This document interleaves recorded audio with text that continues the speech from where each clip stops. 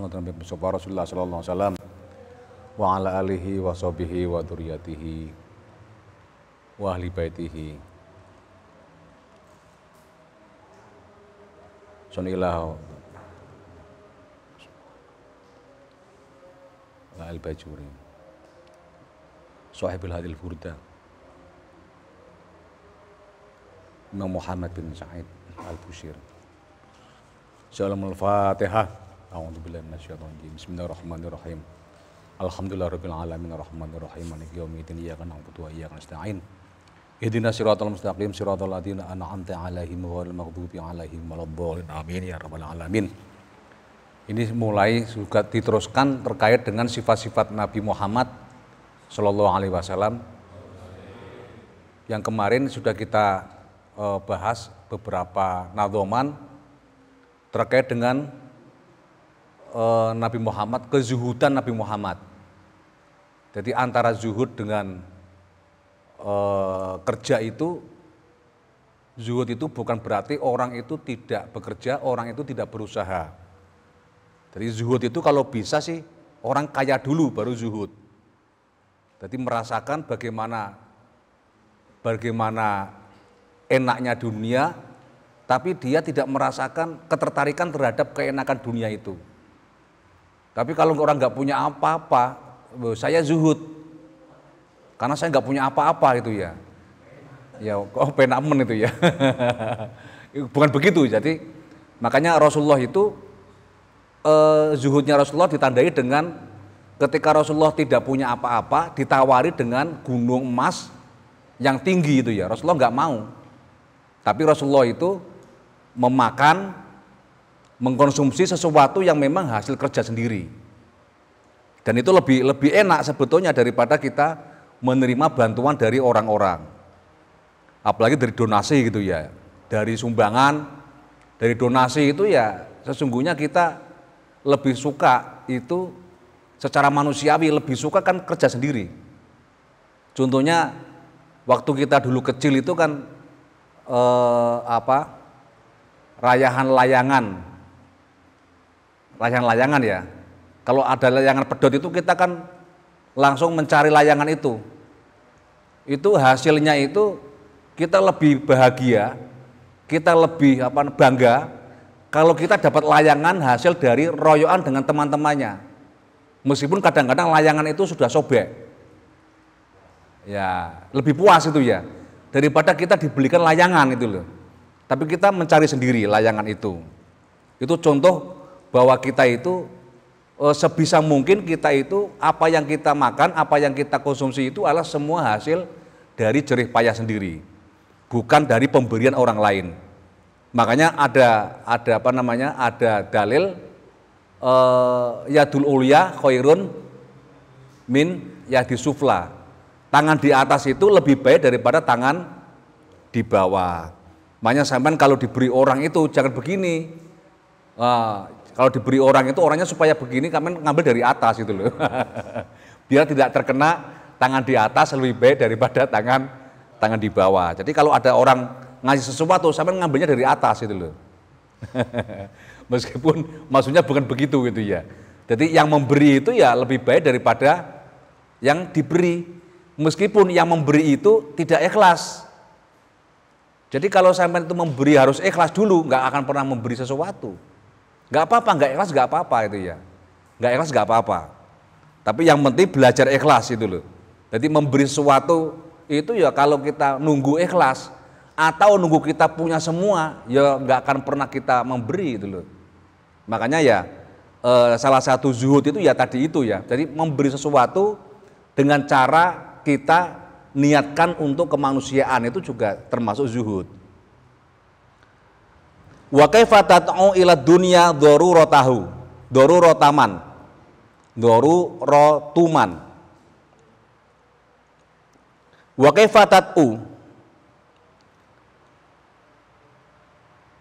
kepiye apa nang kene apa? Ya apa? Kepriye narik, tat'u narik ila dunia maring donya. Apa daruratuman melarate wong masih Kanjeng Nabi ya, yang man tadi itu ya, masih terusannya kemarin. Laulahu kang lamun ora ana ing wong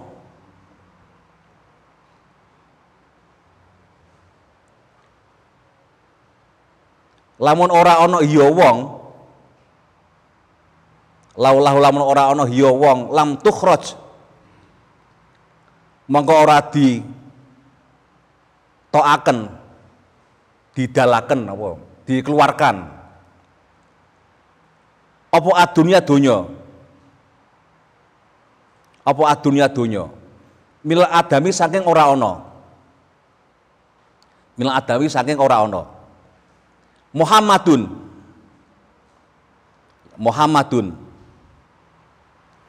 yaiku manmu sapa ya Muhammadun iku yaiku Nabi Muhammad sallallahu alaihi wasallam. Sapa Nabi Muhammad iku keterangane yaiku Sayyidul Kaunaini. Sayyidul Kaunaini, bendoro. Bendoro ki tuan. Ya tuannya itu bendoro. Sayyidul Kaunaini, bendorone jagat loro. Sayyidul Kaunaini, jadi kauno itu yang ada ya, yang ada. Jadi dua dunia. Makanya ada yang misalkan ayat itu ada dua, ada ayat yang tertulis ya, dan ada yang tidak tertulis namanya ayat kauniyah, yaitu dunia, memahami dunianya. Jadi yang tertulis namanya Alkitab, yang tidak tertulis namanya kauniyah. Kalau yang tertulis ya sudah ada dalam Al-Quran itu gitu ya, itu ayat yang kauniyah, yang apa? Yang kitabiah itu. Wasaqalaini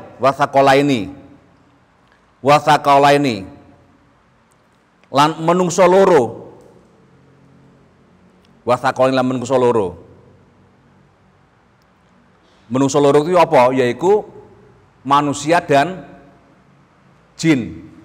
Jadi sakolain itu manusia dan jin. Jadi neng donya iki enek dua makhluk. Seperti yang saya jelaskan kemarin, ada dua makhluk. Siapa? Yaitu yang menghuni dunia ini adalah alam ini dihuni oleh manusia dan jin. Wal fariqaini lan rong ponto. Ponto itu apa? Kelompok ya, dua kelompok. Yang bagian dua kelompok. Ya, dua kelompok fariqaini. Dua apa namanya? Dua, bisa juga dua bangsa, bisa juga dua suku, bisa dua kelompok besar. Yaitu apa? Yaitu siapa? Minan urubin.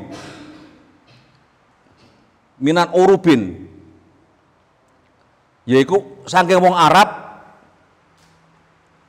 wa min ajamin lang saking bangsa Ajam. Ajam itu selain wong Arab. Selain wong Arab. Ya krana Nabi Muhammad kan wong Arab, berarti ya wong Arab dan non Arab. Wong Arab dan non Arab. Jadi Rasulullah itu adalah Nabi Muhammad itu oleh Allah itu dijadikan sebagai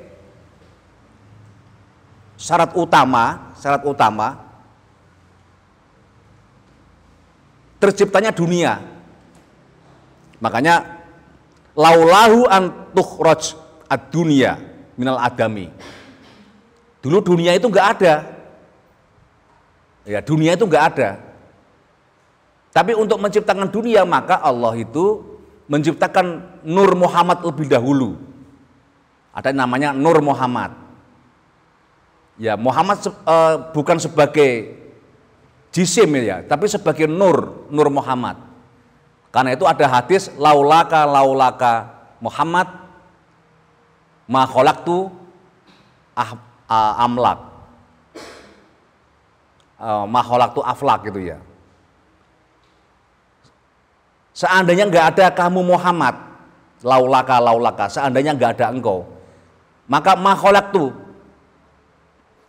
maka saya nggak akan menciptakan aflak, apa namanya, cakrawala.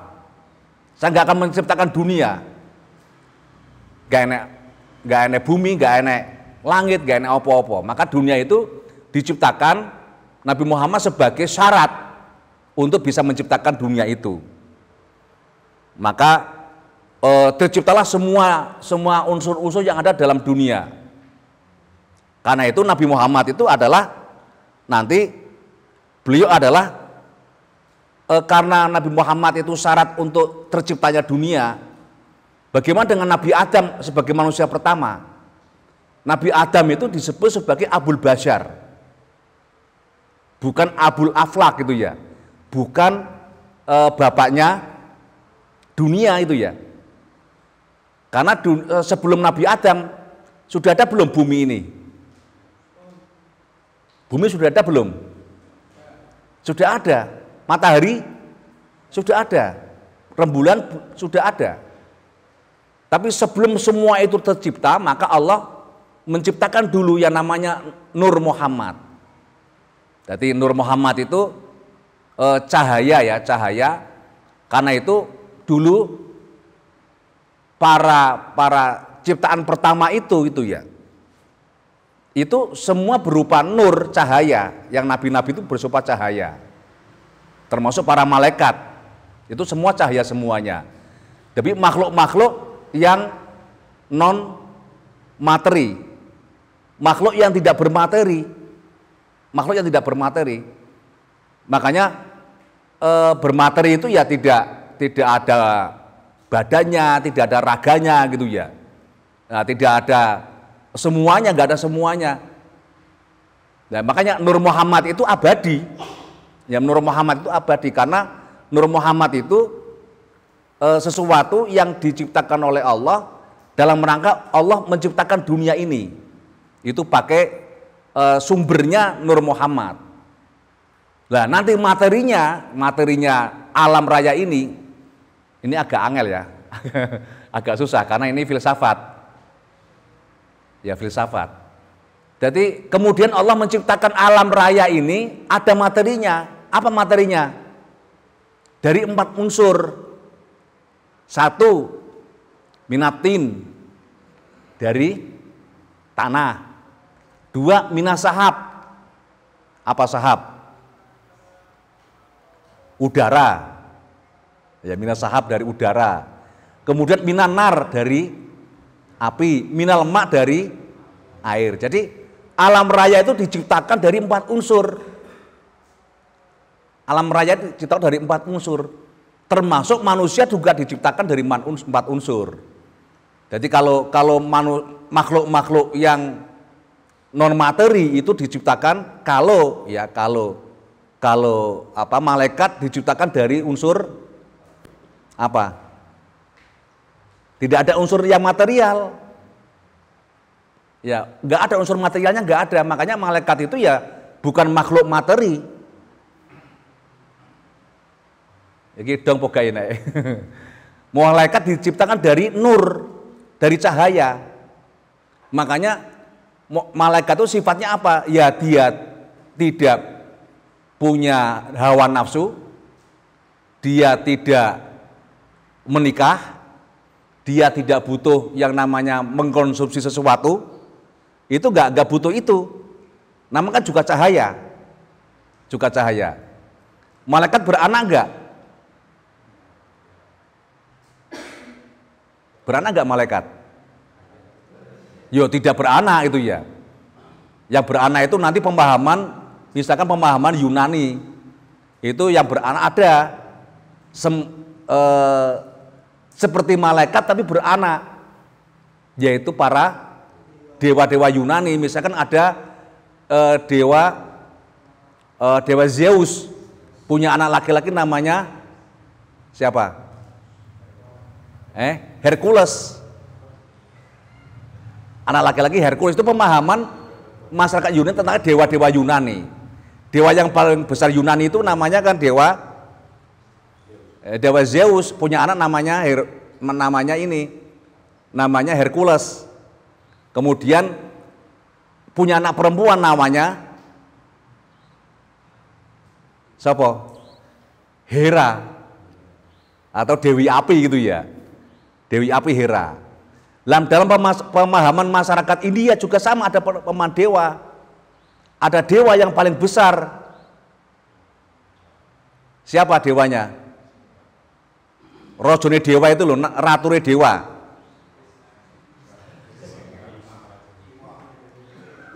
Ratunya dewa itu kan guru, Batara Guru.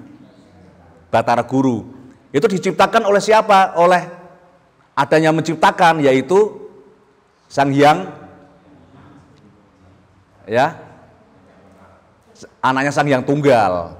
Sang Hyang Wenang itu atasnya Sang Hyang Tunggal. Sang Hyang Tunggal itu menciptakan tiga sebetulnya tiga dewa, tapi yang satu itu tetap menjadi makhluk non material, yang dua menjadi makhluk material. Ya kayak kisah Nabi Adam gitu ya. Jadi Batara Guru itu tetap menjadi dewa. Kemudian ada kakak-kakaknya, dua kakaknya. Itu ada yang namanya Dewa Ismaya dan Dewa Tegomoyo. Jadi Semar itu anak kedua, yang satunya Sang Hyang Ismoyo itu menjadi turun di dunia, kemudian Sang Hyang Tegomoyo itu juga turun di dunia. Sang Hyang Tegomoyo menjadi Togok, di dunia turun menjadi namanya Togok.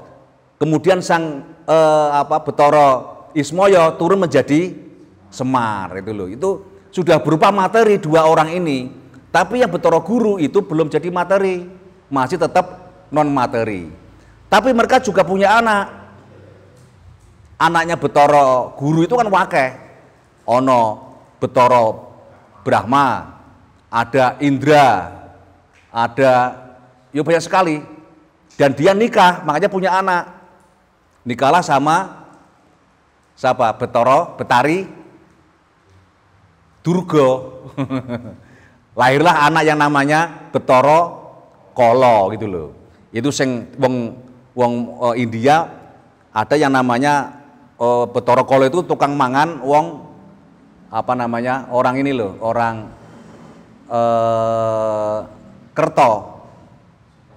Sukerto. Wong Sukerto itu apa? Nanti orang Jawa itu Sukerto itu adalah makanan buta kala. Makanya perlu dilakukan ruwatan itu loh. Itu dari wong Jawa. Ini sejarah wong Jawa ya. Apa sih ruwatan pada anak-anak yang namanya anak Sukerto? Siji anak ontang-anting. Anak siji lanang atau wedok tok siji. Loro iku sendang, ya sendang kapitan pancur. Jadi wedok lanang wedok. Utawa pancur kapitan sendang lanang wedok ini. Atau Pendawa limo. Itu juga termasuk wong Sukerto makan bertokolo. Nah, itulah pemahaman terkait dengan dunia seperti itu. Ada kemiripan-kemiripan sebetulnya, tapi dalam Islam malaikat tidak memiliki nafsu sehingga malaikat kawin itu nggak ada. Nah, kemudian karena itulah ketika Allah menciptakan Nur Muhammad yang mendahului dari semua ciptaan yang lain, ya semua ciptaan yang lain, maka sesungguhnya posisi Nabi Adam itu adalah orang pertama yang diciptakan itu sudah memiliki materi. Berarti sebelum Nabi Adam Allah pernah menciptakan manusia, penghuni bumi. Kalau kita membaca Al-Quran bahwa ketika malaikat protes kepada Tuhan, kenapa yang menjadi khalifah, ya yang menjadi khalifah kok Adam, bukan kami para malaikat? Kenapa? Karena kan sudah ada namanya manusia itu kan punya potensi untuk bisa saling membunuh, merusak. Yasfiku dima. Ya, yasfiku dima itulah yang kemudian menyebabkan malaikat itu ragu terhadap kekhalifahan Nabi Adam. Apakah itu menunjukkan bahwa sebelum Nabi Adam itu ada manusia yang pernah diciptakan dan kemudian hancur karena melakukan perusakan di bumi, atau memang itu prediksi malaikat? Dan kenyataannya kan sekarang juga sama. Orang manusia itu kan pada saling membunuh. Ya seperti binatang kan, hanya caranya yang berbeda. Binatang itu membunuh dengan ada yang menggunakan taring, ada yang menggunakan cakar. Loh, manusia lebih kejam lagi.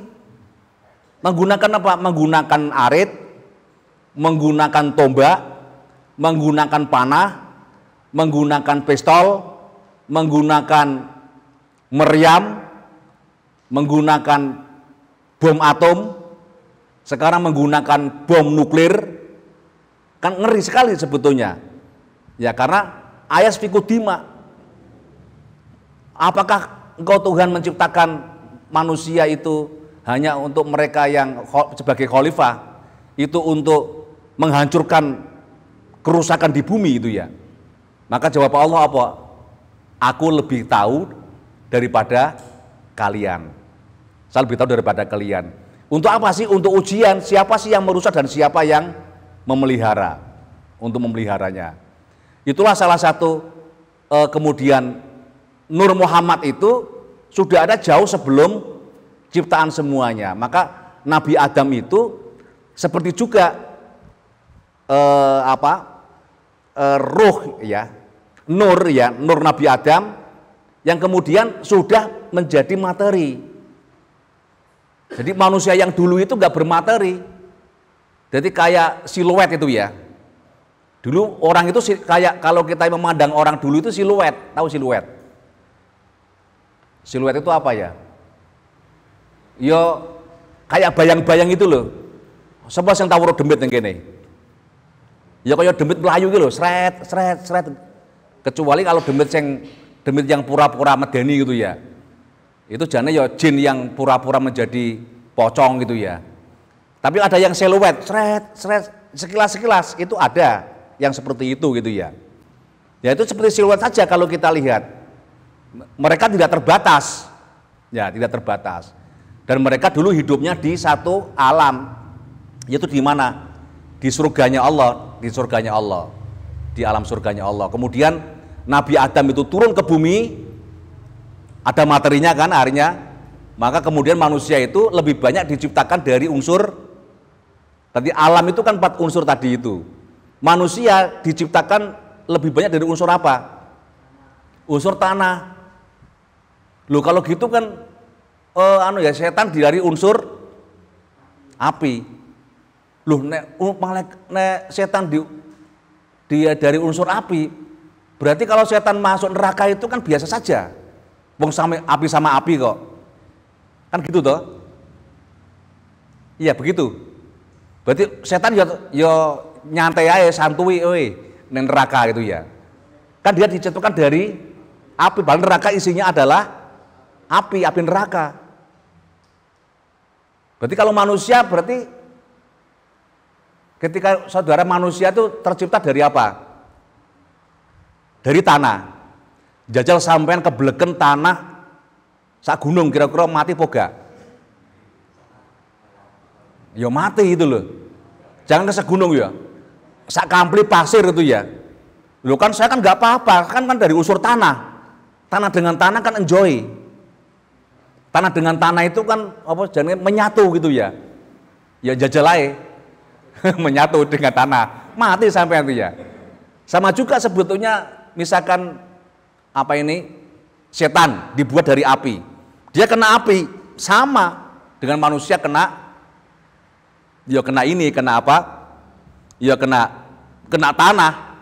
Kenapa? Jadi yang dijadikan bahan manusia itu, membuat manusia itu bukan tanah dalam pengertian tanah yang keras begini ini, tapi substansi tanah. Jadi hakikat tanah. Jadi unsur tanahnya yang paling unsur itu bukan tanah yang sekarang ada.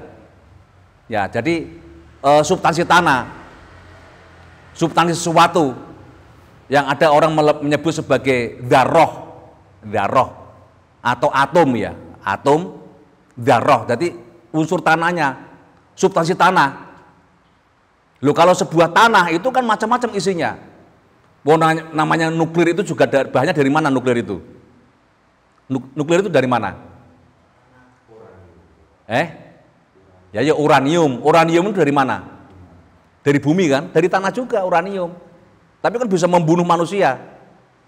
Bahkan lebih dahsyat itu ya uranium. Terus sianida. Sama kan dari tanah kan? Tadi dicari unsur sianidanya. Ya, karena itu kalau ada orang suka merusak, jangan-jangan dia dulu dibuat dari tanah yang mengandung unsur sianida. Kalau suka membunuh orang, nyerang orang, jangan-jangan dibuat dari tanah uranium. Yang unsurnya uranium. Ya, kalau kemudian dia suka suka berselisih, jangan-jangan dia dari tanah yang bersengketa itu loh. Tanah bersengketa itu suka bersengketa dengan banyak orang, jangan-jangan tanah dari itu gitu ya. Nah, ini memahami begini ini ya harus betul-betul nanti paham terkait dengan filsafat, antara filsafat idealisme dengan filsafat ya empirisme. Jadi beda ya.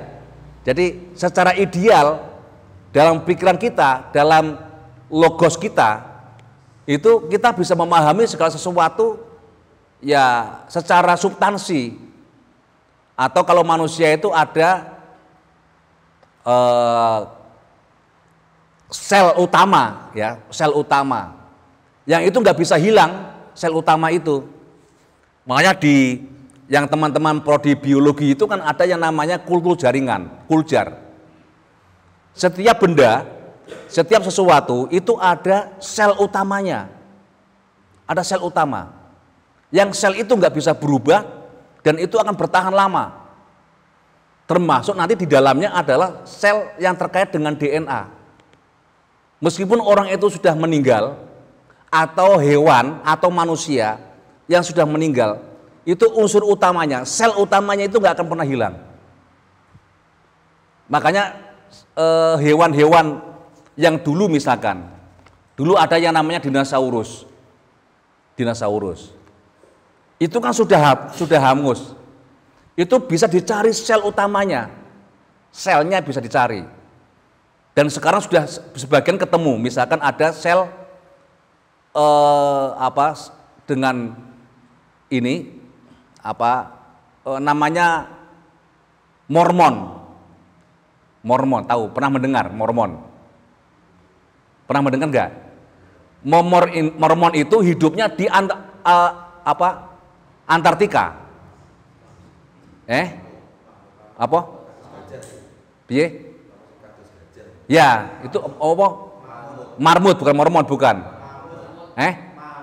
Mahmud, maksud Mahmud. Marmut itu ya. Mamut. Ya, mamut ya, itu Mormon ya. Mormon itu suku agama orang Amerika asli gitu loh. Suku Indian itu.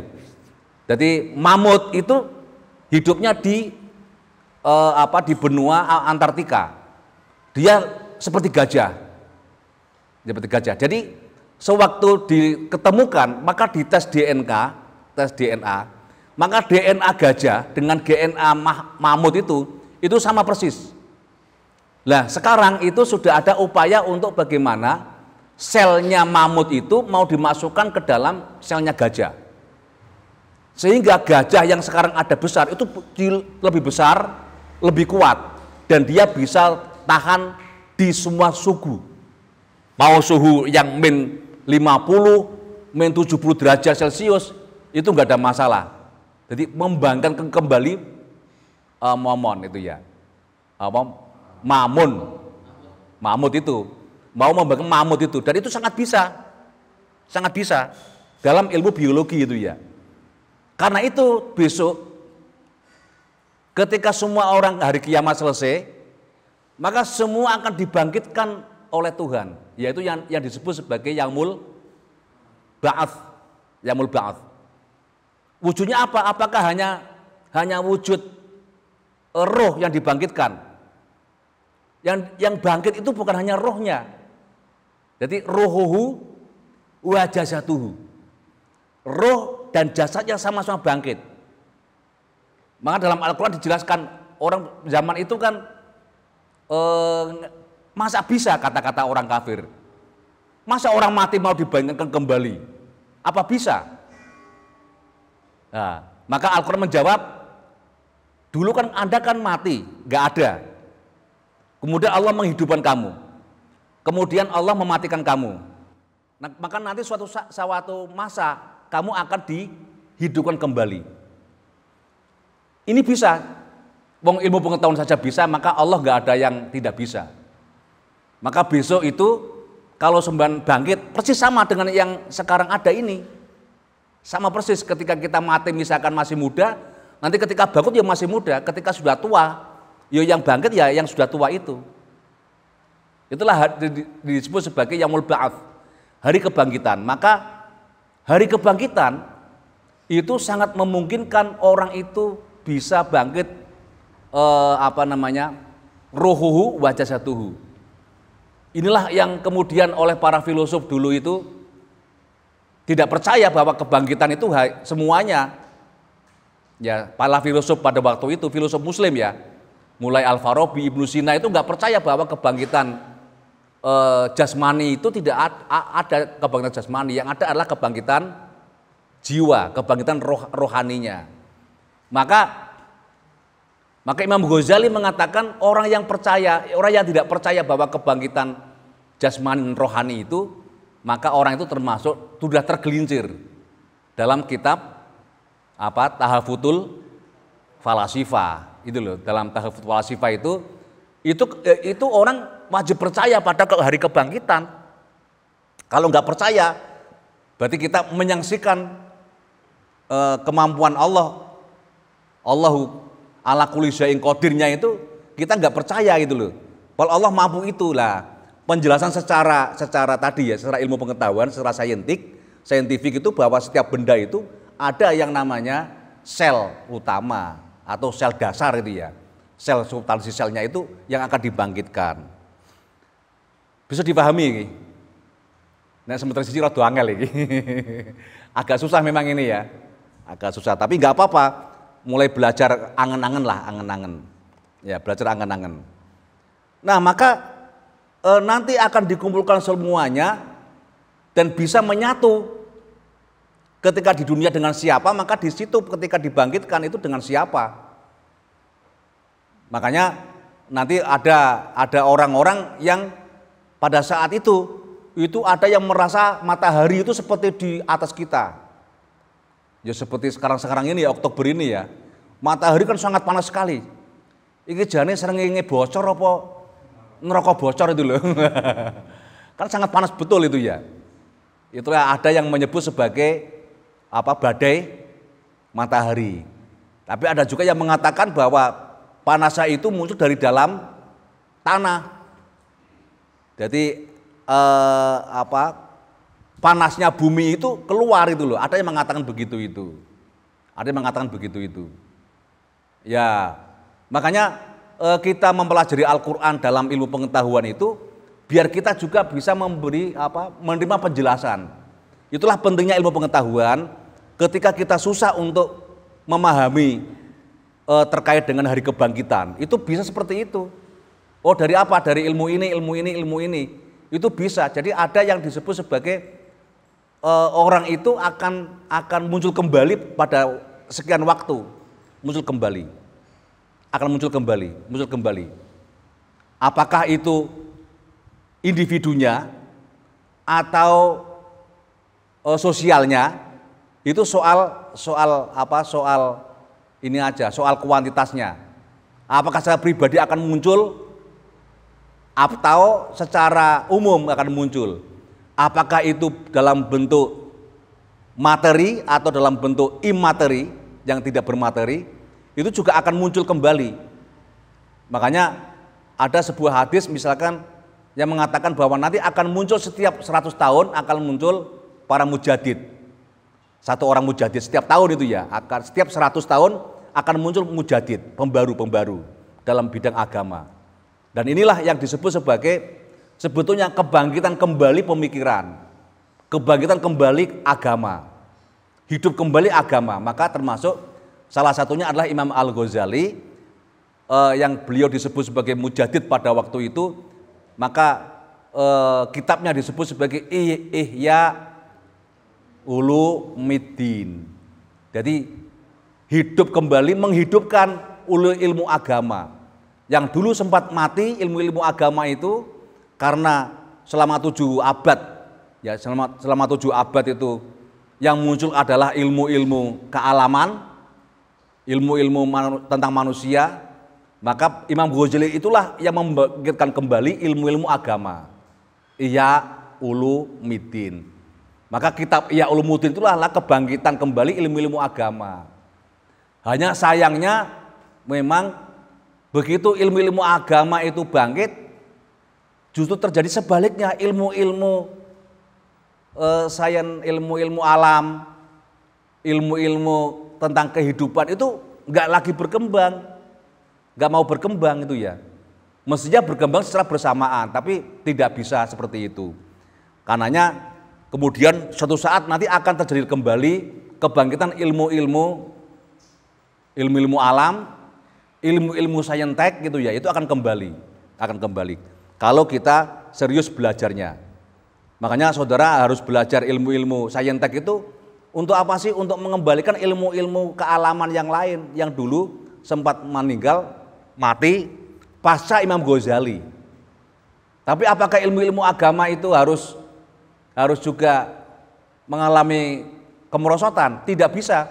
Mestinya dua-duanya ini harus berjalan secara bersama-sama. Sebagaimana masa awal Islam, masa awal sampai 7 abad, itu dua ilmu ini ya berkembang semuanya. Jadi Rasulullah yang seperti itu tentu kita tahu bahwa seluruh alam ini itu ada yang disebut sebagai Nur Muhammad. Maka setiap alam itu mesti memiliki ada aspek positifnya, mesti ada. Tapi ada juga yang kemudian dalam semua alam itu ada aspek yang lain. Misalkan yang kemarin kita bahas itu ada yang namanya nafsu. Ada juga namanya setan. Jadi setan itu kan akan selamanya menggoda kita, dan itu sudah menjadi tugas setan itu ya. Ya, tugasnya setan ya menggoda kita, tinggal kita kuat atau tidak kuat. Jadi yang menghalangi begitu itu. Tapi makanya setiap orang jelek mesti akan muncul kebaikan. Setiap orang yang baik akan muncul kejelekan. Jadi kullu syai'in maziyah. Setiap sesuatu itu akan ada keistimewaan. Sak olo-olone wong nakal iku mesti ono keapiane. Wong sing misalkan seneng nakal itu priye contone? Ngopi itu termasuk nakal boga? Nah, ngopi enggak termasuk ya? Ya, yo apa lah itu loh. Saelek-eleke wong sing seneng gabung wong minuman atau geng apa kuwi? Geng motor itu ya. Iku enek apike itu lho, enek apike. Saelek-eleke wong sing minum itu enek apike. Misalkan seneng sedekah wong minum iku. Misalkan kalau orang minum itu kan mesti duitnya kan entek kabeh nggo gawe kanca-kancane. Kan ngono kuwi, ra apa-apa biasa. Karena orang minum itu mesti punya solidaritas yang tinggi. Ya para orang-orang kejahatan-kejahatan itu kan mesti memiliki solidaritas. Makanya orang yang jahat begitu itu gampang mempengaruhi orang. Kenapa? Karena dia punya rasa yang sama. Preman-preman kan yang sama itu loh. Jadi ya solidaritas itu ya. Itu punya kelebihan seperti itu. Nah, sebaik-baik orang, al-insan makhluk khata' wa nisyan, sehebat-hebatnya manusia sepinter-pinternya manusia, nggak ada yang sempurna, mesti ada pernah punya kekhilafan, mesti pernah punya kesalahan, dan mesti punya kejelekan. Karena masih ada unsur manusianya. Ya, masih ada unsur manusianya. Kalau yang ingin baik semuanya, ya malaikat itu ya. Jadilah malaikat itu ya. Dia hanya mau diperintah oleh Allah Subhanahu wa taala. Kita nggak bisa memerintah para malaikat. Lah kalau mau jelek semuanya, ya setan itu ya. Mau jelek semuanya setan. Jadi yang dilakukan oleh setan apapun itu mesti jelek meskipun dia membisiki dengan bisikan yang baik. Meskipun setan membisiki bisikan yang baik, tapi dia punya tujuan yang nggak baik. Makanya kadang-kadang wong iku dalil wapi-api, ya memang api. Misalkan yang dinti ya sopo wong sing sedekah semene maka dapat sekian-sekian. Tapi tujuannya dia minta sedekah gitu loh. Dia minta sedekah. Itu berarti apa? Itu berarti dia itu menggunakan ayat yang baik itu dirungokne yo penak, tapi kemudian tujuannya apa? Dia untuk sedekah. Itulah berarti orang seperti ini adalah memiliki sifat setan. Ya memiliki sifat setan. Lah gimana kalau kemudian jin? Nah ini Muhammadun Sayyidul Kaunaini. Kan Nabi Muhammad itu adalah nur yang pertama diciptakan oleh Allah untuk menciptakan dunia dan seisinya ini. Maka Nabi Muhammad adalah Sayyidul Kaunaini. Beliau adalah bendoro atau tuan atau sayyid ya dua dunia. Yaitu dunia yang sini dan dunia dan akhirat. Fid dunya wal akhirah. Ya, fid dunya wal akhirah. Jadi beliau yang menguasai semuanya. Makanya Nabi Muhammad itu nanti di belakang punya yang disebut sebagai syafaat. Ya karena alam ini menghormati Rasulullah. Kenapa? Ya kalau nggak ada Nabi Muhammad, nggak ada kok. Kan gitu kan? Sama juga misalkan kita itu bisa hidup di desa itu karena ada orang yang dulu babat desa. Banyak orang Jawa itu menghormati nggak yang babat desa? Mesti dihadiahi Fatihah setiap ada yasinan, ada tahlilan itu kan dihadiahi Fatihah. Ya kagbem sing babat desa kene. Apa jeneng babat desa iku jenenge? Apa danyang ya. Danyang. Ya. Danyang apa sing tetuwekan itu loh. Kenapa? Karena kalau kita nggak ada di situ, kalau kita nggak ada di beliau, kita nggak akan hidup di sini. Sama juga kenapa kita menghormati orang tua? Kalau nggak ada orang tua, maka kita nggak ada. Kan nggak ada orang tua berarti kita nggak ada kan? Coba apa ono wong sing lahir teko Debok? Apa ono? Nggak ada. Apa ono wong lahir teko Watu? Nggak enek. Tapi kita lahir dari orang tua. Maka kenapa kita harus menghormati orang tua? Orang tua itu tidak hanya yang melahirkan, tapi juga yang melahirkan orang tua kita. Bapak Ibu, Mbah Kakung, Mbah Putri, terus Buyut, terus Cangga, Cak Menduwur. Itu orang tua, seandainya nggak ada mereka, kita nggak ada. Makanya kita terus menghormati pada orang tua dan harus menghormati leluhur, karena inilah tradisi di dalam konteks kita beragama. Maka Nabi Muhammad itu juga termasuk menghormati ke atasnya sampai Nabiullah Adam alaihissalam itu loh, sampai Nabiullah Adam alaihissalam. Nah dalam keterangannya itu sesungguhnya Nabi Adam itu bisa nggak memberi syafaat. Nabi Adam tidak diberi kewenangan untuk memberi syafaat. Tapi Nabi Muhammad itu dikasih kewenangan memberi syafaat karena kaunaini. Beliau adalah sayyid, tuan dari dua alam dunia dan alam akhirat. Jadi alam manusia dan alam malakut. Itu Rasulullah semuanya, karena malaikat menghormati Nabi enggak? Menghormati Rasulullah enggak? menghormati. Kenapa? Kalau nggak ada Nur Muhammad, maka malaikat kan sama-sama nggak adanya. Ya karena nggak adanya, sama-sama. Jadi yang tercipta dari proses penciptaan Nur Muhammad itulah, maka malaikat ada, manusia ada, hewan ada, pohon-pohon juga ada, semuanya itu karena ada Nur Muhammad. Maka seluruh yang ada di alam ini, baik alam dunia maupun alam akhirat, semua menghormati Nabi Muhammad. Semua menghormati dan semua tunduk kepada Nabi Muhammad. Makanya Nabi Muhammad nanti ya yang bisa memberi syafaat. Selain Nabi Muhammad nggak bisa, meskipun itu ngaku cucunya Nabi Muhammad. Meskipun ngaku cucunya, wong Nabi yang dihormati itu kan Nur Muhammadnya kok. Ya, Nur Muhammadnya yang dihormati itu, makanya seluruh alam ini menghormati Nabi Muhammad, termasuk para malaikat itu menghormati. Maka kalau ada orang mengatakan bahwa dia bisa mati kemudian memarahi malaikat itu ya, itu jangan dipercaya itu loh. Jangan dipercaya, begitu-begitu jangan dipercaya. Ya itu pembohongan dan penipuan itu loh. Itu jangan dianggap itu ya. Orang bisa memberikan syafaat, pokoknya ikut saya nanti saya kasih syafaat. Enggak ada orang yang bisa memberi syafaat kecuali Nabi. Ya kecuali Nabi. Ya kecuali Nabi.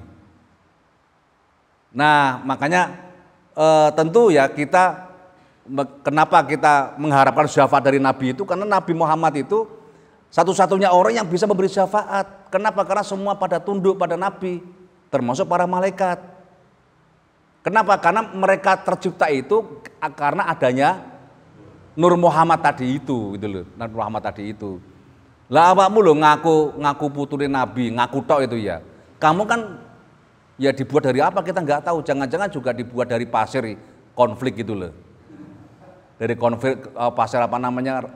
Ya pasir yang berserakan itu loh. Jangan-jangan terbuat dari pasir yang berserakan, tapi ngaku-ngaku turunannya kanjeng Nabi. Maka kalau ada orang kemudian ngaku turunnya kanjeng Nabi, maka itu lebih banyak bohongnya. Untuk apa? Untuk kepentingan dirinya. Ya macam-macam lah. Ya mau bisa apa ya, nggak usah percaya. Maka katanya bisa melaknati, nggak ada yang bisa melaknati. Yang bisa melaknati hanya Allah itu ya. Yang bisa melaknati hanya Allah. Manusia tidak bisa melaknati. Karena itu jangan takut kualat. Dan orang-orang begitu itu malah nggak malati itu loh. Nggak malati, terus terang nggak malati. Wis toh, nggak usah heran itu ya. Nggak usah munduk-munduk, nggak usah gini, nggak usah takut. Ya, itulah yang terjadi sekarang, masih banyak seperti itu. Wasakola ini. Jadi sakola ini sekarang juga ada yang memanai sakola ini itu adalah Al-Quran dan keluarga Nabi loh. Ada sekarang memanai begitu itu, saya pernah mendengar. Jadi sakola ini apa? Al-Quran dan Ahlul Bait katanya. Ahlul Bait aja sekarang sudah nggak ada Ahlul Bait. Ahlul Bait itu hanya 5 orang. Jadi Ahlul Bait itu ya 5 orang. Itu Ahlul Bait namanya. Jadi Kanjeng Nabi, Siti Fatimah, kemudian Sayyidina Ali, kemudian Sayyidina Hasan, Sayyidina Husain, 5 orang ini. Lah istri Nabi apa? Istri Nabi Bani Hasyim bukan Ahlul Bait, tapi Alu Muhammad. Jadi yang kita baca sewaktu sholat itu ya, Allahumma sholli ala Sayyidina Muhammad wa ala ali Sayyidina Muhammad.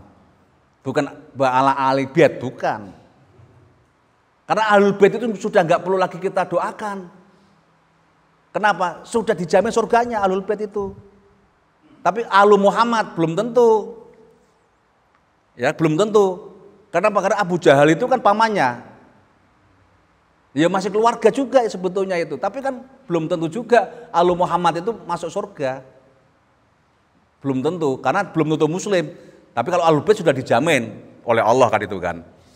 Nah, wa yuqathirukum tadhira itu kan hanya 5 orang ini itu ya. Yang ada kemestian masuk surga. Yang lain kan ya harus berusaha masuk surga juga itu ya. Nah, ada juga kemudian dzurriyyah. Dzurriyyah itu ya keturunan Nabi, itu namanya dzurriyyah. Ada juga itroh itu keturunan langsung. Keturunan langsung. Makanya sekarang orang sudah mengaku semuanya, saya Ahlul Bait, hormati Ahlul Bait. Ya, saya menghormati Ahlul Bait. Ya, kita bisa mendoakan mereka itu ya. Tapi sesungguhnya mendoakan Ahlul Bait itu ya kita bukan dalam posisi untuk mendoakan, kadang-kadang kan yang dimana yang jelek jadi yang baik gitu ya. Mereka nggak ada kejelekan sama sekali. Kita mendoakan itu adalah mendapatkan rahmat, ta'zim itu ya. Makanya semoga Allah meridhoi radhiyallahu anhu. Semua sebutan Ahlul Bait Allah radhiyallahu anhu. Jadi kalau Alu Muhammad itu ya ini banyak juga istri-istri Nabi yang 9 itu semua disebut sebagai Alu Muhammad. Ya semuanya, termasuk Sayyidina Khadijah itu Alu Muhammad, karena ketika Ahlul Bait itu kan di Madinah. Itulah yang sekarang sedang terjadi seperti itu. Maka Nabi Muhammad lah yang disebut sebagai Tsaqalaini. Apa Tsaqalaini itu? Yaitu sayyid, tuan dari dua bangsa.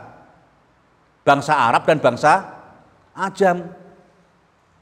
Yaitu makanya kan bahasanya kan min urbin, dari orang Arab, wa ajamin dan orang Ajam. Lah kita itu kan namanya apa? Ajam, kita bukan orang Arab. Dan Nabi itu karena Nabi Sayyidul Tsaqalaini itu maka Nabi itu ya ini apa? Nabi itu ya bendoro kita juga. Ya Nabi itu ya Sayyid kita. Makanya kita menyebut Nabi ya Kanjeng Nabi. Karena beliau adalah bendoro kita.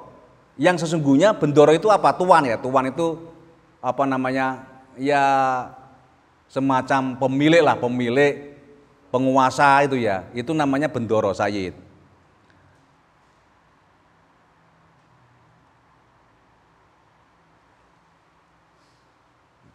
Jadi Tsaqalaini itu keliru Mas. Jadi Tsaqalaini ini manusia dan jin.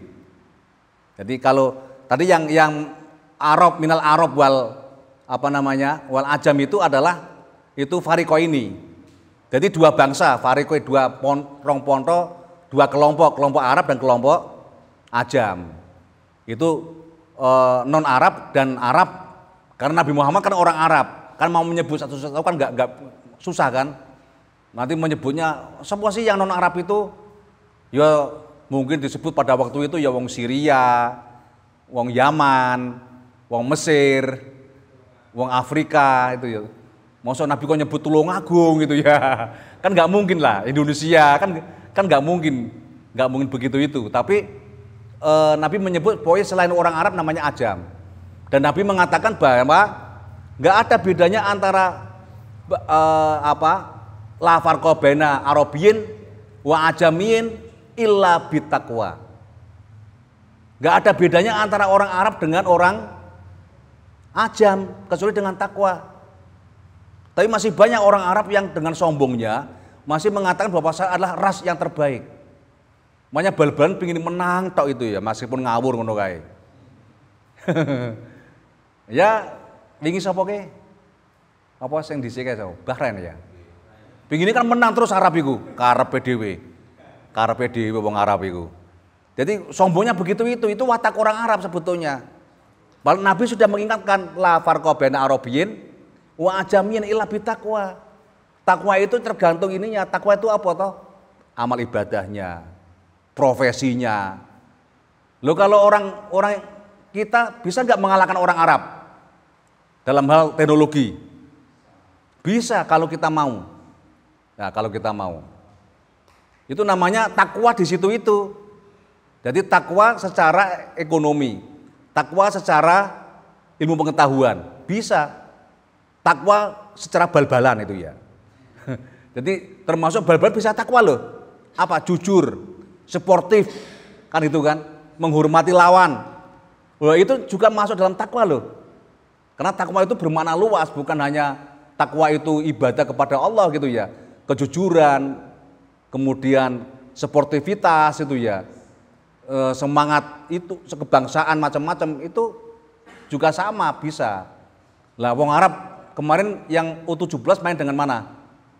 Dengan Kuwait, kan juga dinakali kan. Tapi karena pemain Indonesia itu takwa itu ya. Yo latihan, yo macam-macam, yo jujur, hanya bisa menang 1-0 gitu loh. Ya, bisa menang 1-0. Orang Arab karepe menang kabeh gitu loh. Ya enggak bisa Jul itu ya. Ya, tak semudah itu Ferguson. Ya enggak semudah itulah. Makanya Nabi mengatakan bahwa la farqa baina arabiyyin wa ajami illa bittaqwa. Dan sakola ini Nabi itu ya saya dari dua makhluk, yaitu manusia dan jin. Di dunia ini itu yang namanya manusia dan jin ada yang mukmin, ada yang kafir. Jin juga sama, ada yang mukmin juga ada yang kafir. Makanya beberapa ulama, beberapa kiai itu ada juga muridnya yang dari dunia perjinan. Tapi namanya jin itu bisa saja gampang dia ngaku mukmin padahal dia kafir. Ya, padahal dia kafir. Tapi jin ini makhluk bermateri gitu loh. Bukan makhluk imateri. Makanya kita bisa melihat yang namanya jin. Ada enggak yang bisa melihat jin di sini? Ada enggak? Ya, Mbak Jito iso itu. Mengapa? Karena tidak bisa melihat jin kecuali jin itu sendiri gitu loh. Berarti Mbak Jito jin itu loh. Itulah salah satu bagian terpenting dalam tata kehidupan. Maka Nabi Muhammad itu ya sayyid dari seluruh alam. Nabi Muhammad itu adalah sayyid dari manusia dan jin. Maka ada manusia yang iman kepada Nabi Muhammad, ada jin yang iman kepada Nabi Muhammad. Tapi tolong jangan kita mempercayai pada jin. Karena jin itu pelin-pelan. Jin itu pelin-pelan. Ya, sekarang bilang A, besok sudah B. Dia mesti minta ganti. Misalkan bin kita perintah untuk mengambil mengambil uang di sana. Dia juga minta ganti. Gantinya apa? Gantinya anak kita. Ya minta itu loh. Oh enggak gratis ini, kata siapa? Jin enggak ada yang gratis. Mesti ada. Kalau sekarang dia tunggu tanggal mainnya. Sampai meninggal, anaknya yang kena. Karena itu ada yang orang yang suka bermain jin itu ya. Jin dijadikan sebagai khodam. Itu nanti anaknya akan mesti ada yang sowak. Ada yang apa jenenge kuwi? Ada yang tagoyur. Tagoyur iki apa? Ya berubah. Tidak normal itu loh, tidak normal. Makanya jangan suka bermain dengan jin itu ya. Jin disuruh untuk ujian itu ya. Ujian menggunakan khodam.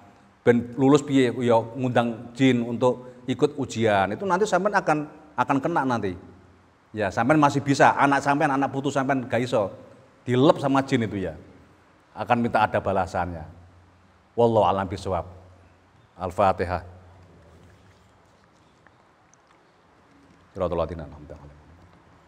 Amin.